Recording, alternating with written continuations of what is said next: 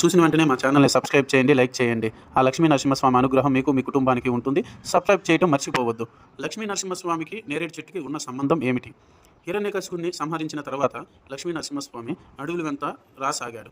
అలాగా వెళ్తుండగా ఆయన రక్తం, చనిపోయిన హిరణ్యకశిపుడు రాక్షసుడి రక్తం చేతుల నిండా, గోళ్ళ నిండా ఉంది. ఆ రక్తం దురద రాసాగింది. అప్పుడు లక్ష్మీ నరసింహస్వామి ఆ రక్తం అంటుకున్న చెయ్యి దురదకి చాలా ఇబ్బంది పడ్డాడు. అప్పుడు ఆయనకి ఎదురుగా నేరేడుకాయ చెట్టు ఉంది. ఆ చెట్టుని చూసి ఆకుల్ని చేతుల నిండా రుద్దుకున్నాడు. అప్పుడు ఆ దురద మంట తగ్గి ఆయన శాంతించాడు. అప్పుడు ఆయన ఆ చెట్టుకి ఒక వరాన్ని ఇచ్చాడు.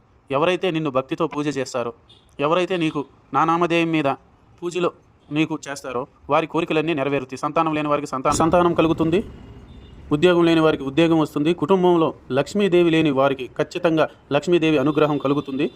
అలాగే ఎటువంటి కోరికలైనా వెంటనే నెరవేరుతాయని ఆ నేరేడు చెట్టుకు వరం ఇచ్చాడు లక్ష్మీ నరసింహస్వామి.